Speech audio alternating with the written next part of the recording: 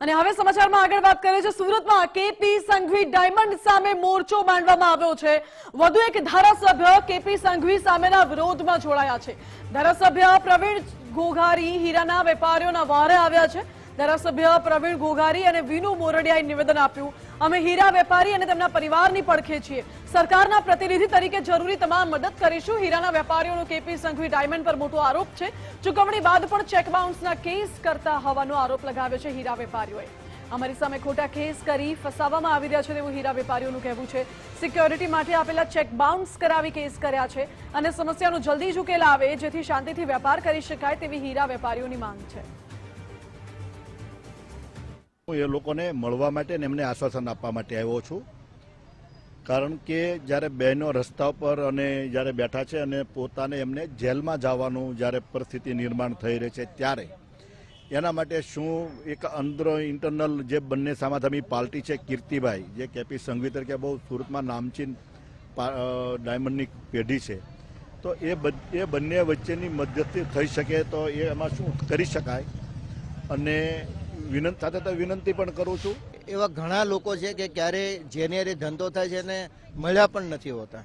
આ બધો જ આખો ઇન્ડસ્ટ્રીને ધંધો દલાલો હસ્તક થતો હોય છે।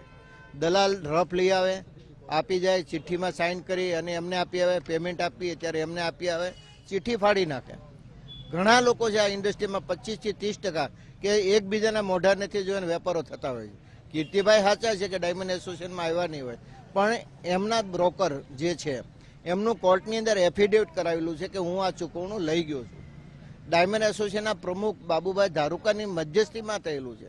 પોતે જુબાની આપવા માટે તૈયાર છે, કોર્ટમાં જુબાની આપવા માટે તૈયાર છે, પરંતુ આ બધા વિવાદમાં નહીં પડતા કીર્તિભાઈ, ખાસ કરીને કેપી સંઘવી, સ્વર્ગસ્થ બાબુભાઈ, એક ઇન્ડસ્ટ્રીનું એક સન્માનીય નામ હતું।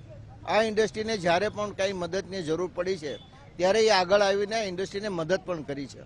અમે એ મુશ્કેલીમાંથી કે અમે બંને ભાઈઓ બંને બહેનો ચારે માથે કેસ કર્યા છે।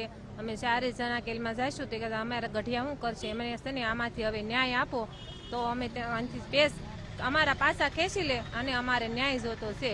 એ બાબતે બેટા જ્યાં સુધી ન્યાય ન આપે ત્યાં સુધી અમે અહીંયા બેસવાના સવી, જેટલા દિવસ બેહવું પડે ત્યાં સુધી બેસવું પણ ન્યાય જોતો છે। એમાં જે રીતના હીરા બજારમાં વર્ષોથી ધારાધોરણો છે એ મુજબ જે રીતે કોઈ પાર્ટી ઉઠી જાય ત્યારે જે એના ચૂકવણા થઈ જાય તો આમાં ભાગરૂપે આજે જે 12 પરિવાર છે ભૂતકાળમાં એમના જે ઉઠવણું કર્યું હતું એમના ચૂકવણું કરી દીધું છે, પણ બાય ચેક એમણે લીધા હતા એ અત્યારે રિટર્ન કરાવીને કેસ કર્યા છે।